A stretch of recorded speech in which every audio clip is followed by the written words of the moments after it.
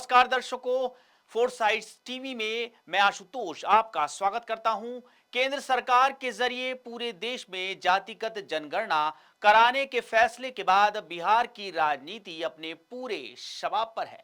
विपक्ष और सत्ता पक्ष के तमाम वार पलटवार के बाद अब बिहार विधानसभा में विपक्ष के नेता तेजस्वी यादव ने इसे लेकर पीएम नरेंद्र मोदी को एक लेटर लिखा है, जिसमें तेजस्वी यादव ने पीएम मोदी के सामने जातिगत जनगणना पर अपने विचार और कुछ नई मांगे भी रखी हैं।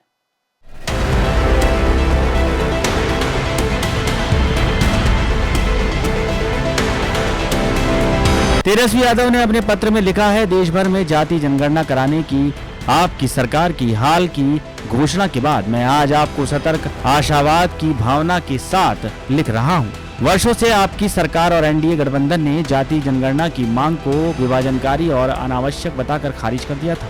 जब बिहार ने अपने संसाधनों से जाति सर्वेक्षण कराने की पहल की तो केंद्रीय सरकार और उसके शीर्ष कानून अधिकारी ने हर कदम पर बाधाएं खड़ी की। आपकी पार्टी के सहयोगियों ने इस तरह के डेटा संग्रह की आवश्यकता पर ही सवाल उठाया।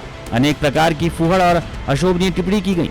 आगे लिखा कि आपका विलंबित निर्णय उन नागरिकों की मांगों की व्यापकता को स्वीकार करता है जिन्हें लंबे समय से हमारे समाज के हाशिए पर रखा गया है। बिहार के जाति सर्वेक्षण ने, जिसमें पता चला कि ओबीसी और ईबीसी हमारे राज्य की आबादी का लगभग 63% हिस्सा है, यथास्थिति बनाए रखने के लिए फैलाए गए कई मिथकों को तोड़ दिया। इसी तरह के पैटर्न देश भर में सामने आने की संभावना है। मुझे यकीन है कि यह खुलासा कि वंचित समुदाय हमारी आबादी का अधिकांश हिस्सा होने के बावजूद हर जीवन क्षेत्र में कम प्रतिनिधित्व रखते हैं, एक लोकतांत्रिक जागरण पैदा करेगा। उन्होंने ये भी कहा कि जाति जनगणना कराना सामाजिक न्याय की लंबी यात्रा का पहला कदम मात्र है। जनगणना के आंकड़ों से सामाजिक सुरक्षा और आरक्षण के दायरे को आबादी के अनुरूप बढ़ाने का ध्येय भी इस प्रक्रिया का अभिन्न हिस्सा होना चाहिए। एक देश के रूप में हमारे पास आगामी परिसीमन में कई प्रकार के अन्याय को ठीक करने का एक महत्वपूर्ण अवसर भी है।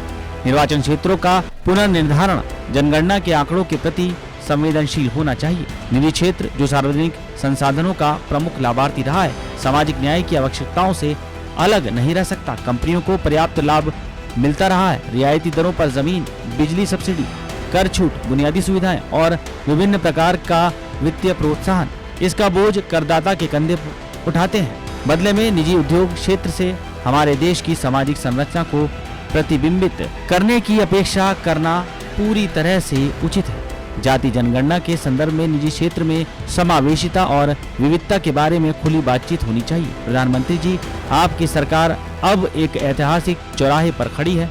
जाति जनगणना कराने का निर्णय हमारे देश की समानता की यात्रा में एक परिवर्तनकारी क्षण हो सकता है। हमारे पुरखों ने कई दशकों से इन आंकड़ों के संग्रह के लिए संघर्ष किया है, अतः इस निर्णय को अमली जामा पहनाने में भी विलंब नहीं होना चाहिए।